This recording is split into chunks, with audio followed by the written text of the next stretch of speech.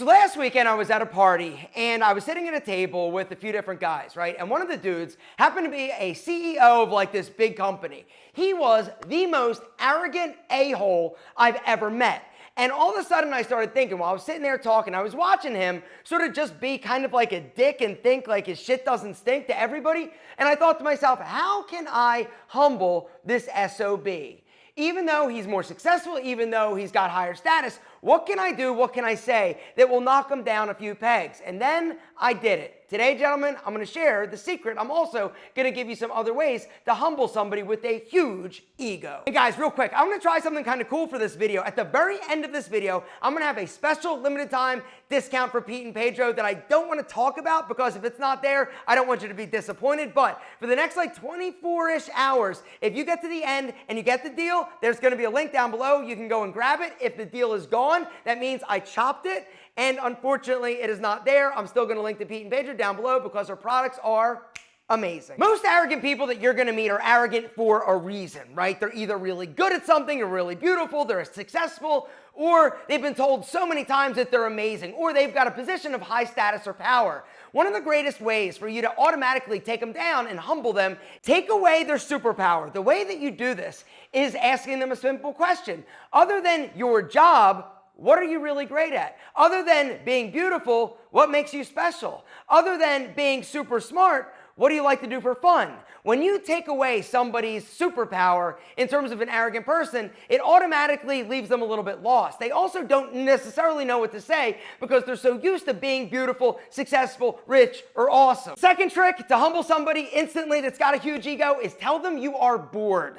And this is something that I did to the dude the other day at the party, all right? Dudes that are super egotistical or women that are super arrogant, right, or entitled, they think they are amazing. And they think they're super interesting just because they think they're so damn amazing. But when you actually say, I'm bored, or I'm going to go now and talk to somebody more interesting, it brings them down a notch because all of a sudden they realize that they are not indeed as interesting and awesome as they think. So here's how I used this the other day at this party, right? When this dude was talking, right, it's almost like he was holding court. He was talking a lot about himself and all the things that he was doing. But when he was doing this, I basically interrupted and said, excuse me guys, I'm gonna go, I'm a little bit bored. And I got up and I left. What ended up happening is about 30 minutes later, this dude got up from the table to come find me to actually have a conversation. The reason is because in his head, he felt like he had failed. At this point, he started actually engaging and asking me questions about me. It was amazing. Number 3 is call them out. Now this one, you gotta have pretty big balls in order to do this. Most people won't do this because they're so fearful of actually offending or hurting somebody's feeling. But the truth is, somebody who's got a huge ego, they don't actually prescribe to the same like social norms and cues as most people. They're too worried about trying to prove themselves to other people that they don't typically pick up on little social cues. But if you actually say when somebody is speaking to you, wow, that was really arrogant, or I can't believe somebody would actually say that out loud. Most arrogant, egotistical people don't even realize that they come across as arrogant or egotistical. They're just trying so hard to come across as like awesome that a lot of times they don't realize the way they're being perceived. But when you actually throw it at their face and throw it down at their feet and be like, yo, dude, you're acting like an arrogant ass, all of a sudden it forces them to kind of take a step back and recalibrate what they're actually saying. Because the truth is, most arrogant people have never been told they're arrogant. When it comes to dealing with an arrogant woman that you may be potentially interested in, first thing I'd like to say, if you're meeting somebody and they're arrogant or boastful or seem like they are materialistic or entitled, you want to run away as fast as possible. But before you run, there are a few things I'd like you to do in order to basically knock them down and humble them a bit. Number 1, I feel so sorry for your boyfriend or your future husband or whoever you're going to date. They're going to be like, what? Wait, why? Why? I'm amazing. Look at me. Look at these boobs. Look at this banging booty. And you can be like, yeah, unfortunately, you seem like you're crazy high maintenance. And honestly, I'm looking for somebody a little bit more low-key, easy to get along with and awesome. Number 2, you're not that special. What? Have you seen? Exactly, right? You tell somebody they're not that special, all of a sudden in their brain, they're like, wait a second, yes, I am, because their whole life, dudes have been telling them, I'm special, I'm awesome, you're amazing, you're beautiful, because that's one of the things to beautiful women. A lot of times they have so much attention that they start to believe the hype if they're somebody that is egotistical or arrogant, or their only value and worth is their looks and their beauty. So other than your looks and your physical beauty, what do you bring to the table? What? Excuse me? Do I need to bring something else to the table? Exactly, right? You say that to somebody, automatically they're gonna start like, well, I'm smart, I'm kind, I'm this, I like kittens, right? Because all of a sudden they're trying to think of something. Most of the things they're gonna say don't have much substance, because a lot of times when you meet somebody that's got a super huge ego or feels entitled, they really haven't done anything other than be beautiful and be told they're beautiful. But when you actually confront them and say, what's the deal? Why should I invest my time, my energy, my resources in you for just being pretty? A lot of times they have a difficult time thinking or figuring out why you should, because you shouldn't. I'm really more into like natural beauty. You say that to somebody, right? You say that to somebody who like puts a lot of time and energy in like the snuffleupagus eyebrows and the huge lip injections and all the makeup and all the shopping, right? You say that to somebody, it's gonna blow their fucking mind.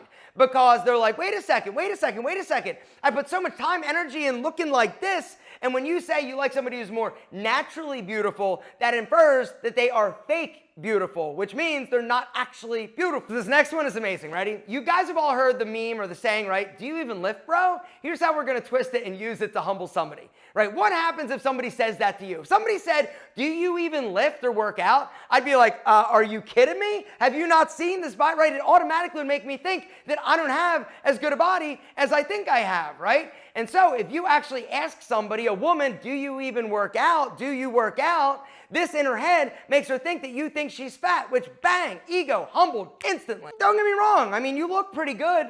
That whole like, pretty good? That pretty good? That means kind of good. That means not 100% good. That means not amazing, not like everybody else tells me and not like I think.